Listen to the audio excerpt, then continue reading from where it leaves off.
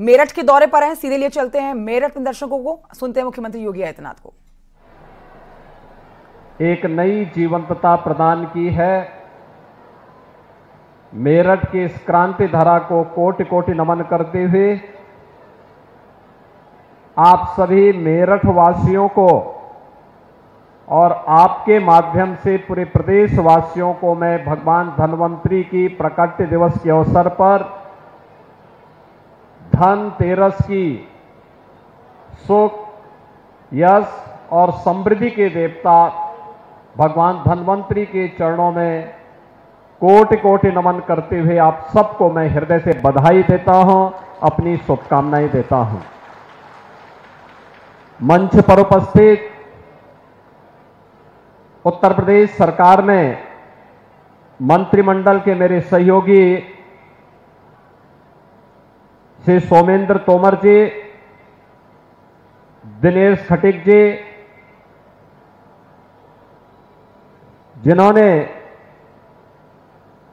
1990 के दशक के प्रारंभ में अपने अभिनय के माध्यम से भगवान राम के जीवंत दर्शन करोड़ों श्रद्धालुओं को करवाने का कार्य किया था। ऐसे लोकप्रिय सांसद मेरठ श्री अरुण गोविल जी, लोकप्रिय विधायक मेरठ कैंट श्री अमित अग्रवाल जी, महापौर श्री हरिकांत अहिलवालिया जी, क्षेत्रीय अध्यक्ष भारतीय जनता पार्टी श्री सत्येंद्र सिसोदिया जी, विधान परिषद के माननीय सदस्य श्री धर्मेंद्र भारद्वाज जी, अश्वनी त्यागी जी, माननीय विधायक श्री गुलाम मोहम्मद जी, पूर्व सांसद श्री राजेंद्र अग्रवाल जी, महानगर अध्यक्ष श्री ऋतुराज जैन जी, जिला पंचायत अध्यक्ष श्री गौरव चौधरी जी,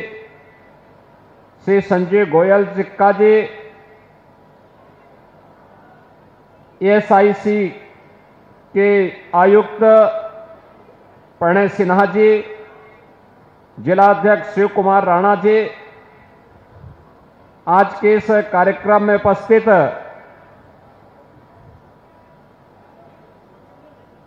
एएसआईसी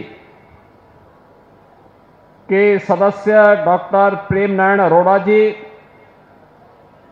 डॉक्टर विजय सिंह चौहान जी, आज के इस कार्यक्रम में उपस्थित मेरठ के सभी उपस्थित बहनों और भाइयों, आज मेरठ वासियों को मैं हृदय से बधाई देता हूं कि प्रधानमंत्री मोदी जी के कर कमलों से आरोग्य के देव भगवान धन्वंतरी की इस पावन जयंती पर पूरे देशवासियों को हजारों करोड़ रुपए की योजनाओं का आज यहां पर देशवासियों को सौगात जहां प्राप्त हो रही है, वहीं साथ ही साथ 70 वर्ष से ऊपर के प्रत्येक नागरिक को 5 लाख रुपए प्रतिवर्ष स्वास्थ्य बीमा का कवर आयुष्मान भारत के माध्यम से प्राप्त हो, इसकी सुविधा का भी शुभारंभ होने जा रहा है। इस अवसर पर मैं प्रदेशवासियों की ओर से आदरणीय प्रधानमंत्री जी के प्रति आभार व्यक्त करते हुए एएसआईसी के हॉस्पिटल के शिलान्यास, आयुष्मान भारत की सुविधा 70 वर्ष से ऊपर के प्रत्येक नागरिक के लिए प्रारंभ होने, उत्तर प्रदेश के अंदर सीडीआरआई और एम्स गोरखपुर को भी आधुनिक सुविधाओं से लैस करने की परियोजना के साथ ही तमाम नए चिकित्सा संस्थान देश के अंदर प्रारंभ करने के लिए आदरणीय प्रधानमंत्री जी के प्रति आभार व्यक्त करते हुए आप सभी को, मेरठ वासियों को, जो श्रमिक इसका लाभ लेंगे, उन श्रमिकों को, जिन लोगों को लखनऊ और गोरखपुर की सुविधा का लाभ प्राप्त होगा। इन सबको मैं हृदय से बधाई देते हुए अपनी शुभकामनाएं देता हूं। बहन और भाइयों, आयुर्वेद में स्वास्थ्य की एक परिभाषा कही गई है, स्वस्थस्य स्वास्थ्यम लक्षणम आतुरस्य विकार प्रशमनम च, यानी स्वस्थ व्यक्ति के स्वास्थ्य की रक्षा करना तथा रोगी के रोग का शमन करना, ये आयुर्वेद का प्रयोजन है।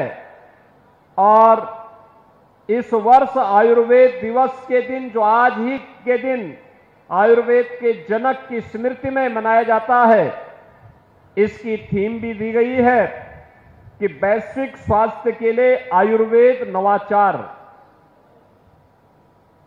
आज स्वास्थ्य के प्रत्येक क्षेत्र में आमूलचूल परिवर्तन हम सबको देखने को मिला है। आज आपने देखा होगा हर जिले में मेडिकल कॉलेज बन रहे हैं। 1947 से लेकर के 2017 तक उत्तर प्रदेश में मात्र 17 मेडिकल कॉलेज बन पाए थे। और आज मुझे बताते हुए प्रसन्नता है, उत्तर प्रदेश के अंदर आज 75 में से 64 जनपद ऐसे हैं जिनके पास अपना एक मेडिकल कॉलेज या तो बन चुका है या बन रहा है। जो 11 जनपद हैं उनके लिए भी हम लोगों ने एक नई नीति का निर्माण किया है। इसके अंतर्गत मेडिकल कॉलेज के निर्माण के कार्यक्रम को हम युद्ध स्तर पर आगे बढ़ा रहे हैं।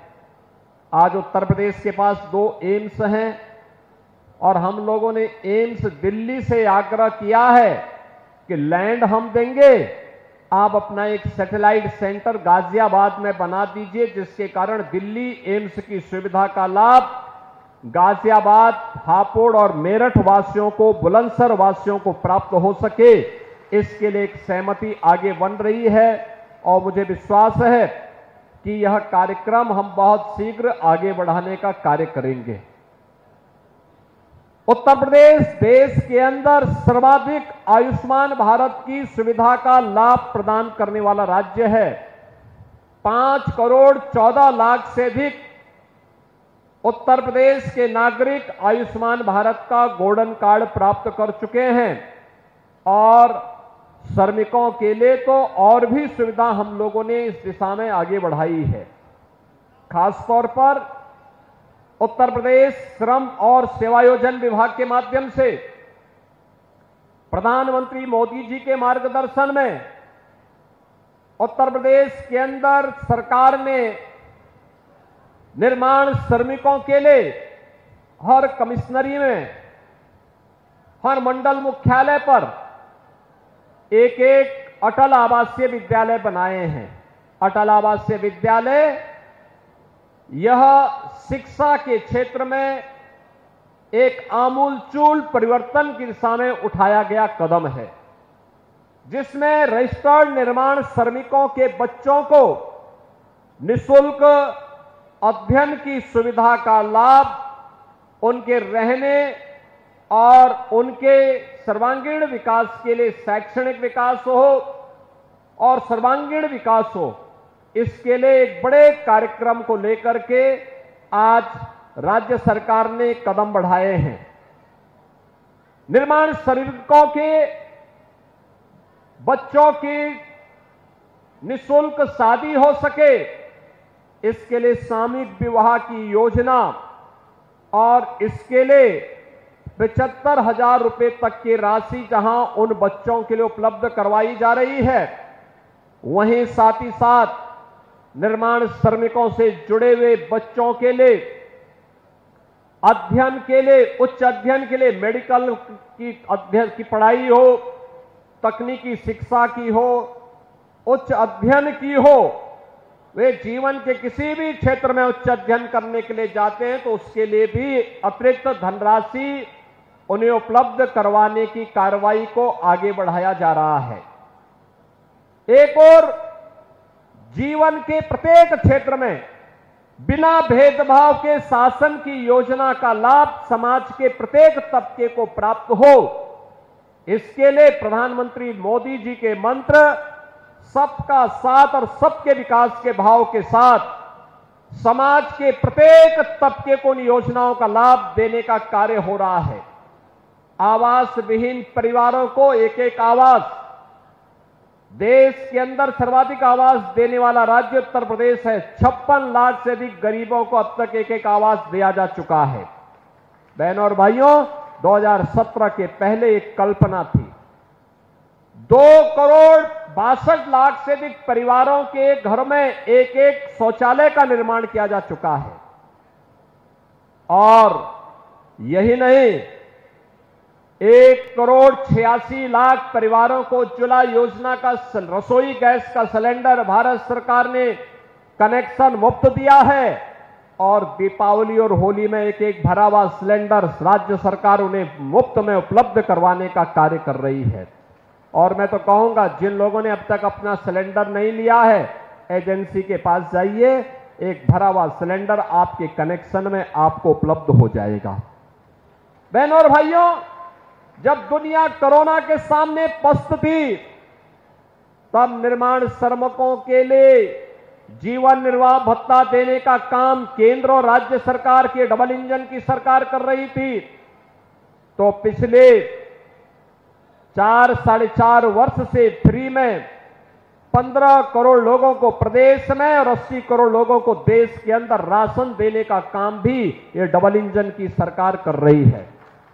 बहनों और भाइयों, जीवन के प्रत्येक क्षेत्र में जहां बिना भेदभाव के शासन की योजना का लाभ हर व्यक्ति को उपलब्ध करवाया जा रहा है, आरोग्यता के क्षेत्र में, शिक्षा के क्षेत्र में, स्पोर्ट्स के क्षेत्र में भी कार्य हो रहा है। वहीं लखनऊ, आपका मेरठ, आज हमारे पश्चिमी उत्तर प्रदेश का सबसे तेजी के साथ एक बड़े इंफ्रास्ट्रक्चर के रूप में उभरा है। आज से 7 वर्ष पहले दिल्ली से मेरठ की दूरी 3.5 से 4 घंटे लगते थे। आज आपके पास प्रदेश का पहला 12 लेन का एक्सप्रेसवे दिल्ली मेरठ के बीच में बन करके तैयार हो गया है, दूरी मात्र 45 मिनट। रैपिड रेल मेरठ और दिल्ली को जोड़ चुका है, दूरी मात्र 40 मिनट की दूरी पे अब दिल्ली रह गया है। और गंगा एक्सप्रेसवे मेरठ को सीधे प्रयागराज से जोड़ रहा है। 2025 में प्रयागराज कुंभ है। प्रयागराज कुंभ में मेरठ और पश्चिमी उत्तर प्रदेश के बंधुओं को प्रयागराज में जाकर के हर हर गंगे, नमामि गंगे के दर्शन करने का सौभाग्य भी प्राप्त होगा। संगम की त्रिवेणी में स्नान करने का, पुण्य प्राप्त भी करने का एक अवसर प्राप्त होगा। एक्सप्रेसवे बनने के बाद ये दूरी मात्र 6 से 7 घंटे में पूरी की जा सकती है। बहनों और भाइयों, एक और यहां तो दूसरी तरफ स्पोर्ट्स के लिए 1 डिस्ट्रिक्ट 1 प्रोडक्ट में मेरठ को स्पोर्ट्स आइटम का हब बनाने की दिशा में सरकार ने जो कदम बढ़ाया है, आज मुझे प्रसन्नता है कि बाबा ओगलनाथ की कृपा से मेरठ उसमें तेजी के साथ आगे बढ़ा। आज स्पोर्ट्स आइटम न केवल देश की बल्कि दुनिया की आवश्यकता की आपूर्ति मेरठ कर रहा है। और इसीलिए हॉकी के जादूगर मेजर ध्यानचंद की स्मृति में उनके नाम पर प्रदेश का पहला स्पोर्ट्स यूनिवर्सिटी मेरठ के अंदर बन रहा है। युद्ध स्तर पर कार्य चल रहा है और मेरा विश्वास है कि जब ये मेरठ का स्पोर्ट्स यूनिवर्सिटी बनकर के तैयार होगा, तब यहां पे ओलंपिक में मेडल प्राप्त प्रदान करने वाले एक से एक युवा को हम मेरठ से पैदा करने और मेरठ के विश्वविद्यालय में से हम आगे बढ़ाने का काम करेंगे। आज आपने देखा होगा मेरठ में जो स्पोर्ट्स यूनिवर्सिटी बन रही है, ये स्पोर्ट्स यूनिवर्सिटी केवल यूनिवर्सिटी नहीं है, वर्ल्ड क्लास फैसिलिटी के साथ नए खिलाड़ियों को तलाशने और उनको तराशने का काम करेगा। इसलिए मेरठ अब यहां पर अत्याधुनिक इंफ्रास्ट्रक्चर के साथ आज मजबूती के साथ खड़ा होकर के आगे बढ़ रहा है। एक तरफ यह, दूसरी तरफ शिक्षा के भी एक बड़े हब के रूप में नए नए विश्वविद्यालय, नए नए तकनीकी केंद्र, आज मेरठ के अंदर स्थापित हो रहे हैं। सरकार इन सुविधाओं को पूरी मजबूती के साथ आगे बढ़ाने का काम कर रहा है। ये डबल इंजन की सरकार का यही लाभ है। बिना भेदभाव के आपको इन सुविधाओं का लाभ मिलेगा। मेरठ के अंदर अभी मैं यहां की ही एयर स्ट्रिप पे उतरा हूं। मैं हिंडन में नहीं उतरा, मैं सहारनपुर में भी नहीं उतरा, दिल्ली में भी नहीं, मेरठ में ही मैंने अपना एयरक्राफ्ट उतारा है और यहीं पर उतर करके मैं आपके बीच में मात्र 15 मिनट में कंकड़खेड़ा में पहुंचा हूं। बहनों और भाइयों, मेरठ में संभावना है और बहुत शीघ्र देश का पहला, देश का सबसे बड़ा एयरपोर्ट, इंटरनेशनल एयरपोर्ट जेवर में बनने जा रहा है।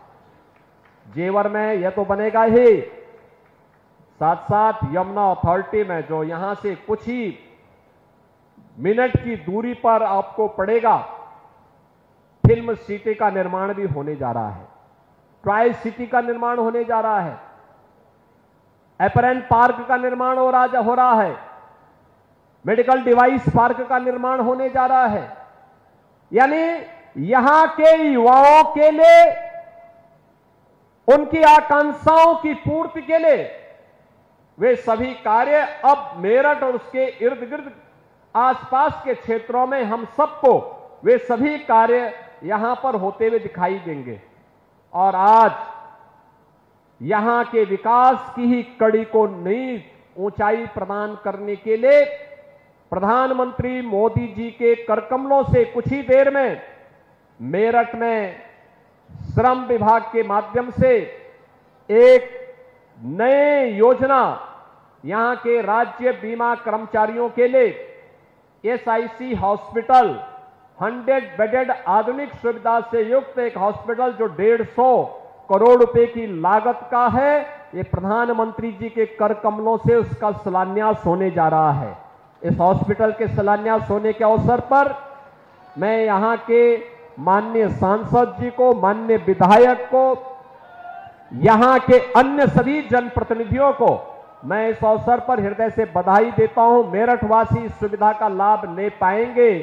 यहां पर राज्य बीमा से जुड़े हुए सभी कार्मिक इस सुविधा का लाभ ले पाएंगे। इस विश्वास के साथ मैं एक बार फिर से मेरठवासियों को, प्रदेशवासियों को इस सुविधा का लाभ प्रदान करने के लिए आदरणीय प्रधानमंत्री जी के प्रति हृदय से आभार व्यक्त करता हूं और आप सबको, पूरे प्रदेशवासियों को धन्वंतरी जयंती के अवसर पर जो इतनी सौगात मिलने जा रही कि 70 वर्ष से ऊपर का हर व्यक्ति इस सुविधा से आच्छादित होगा।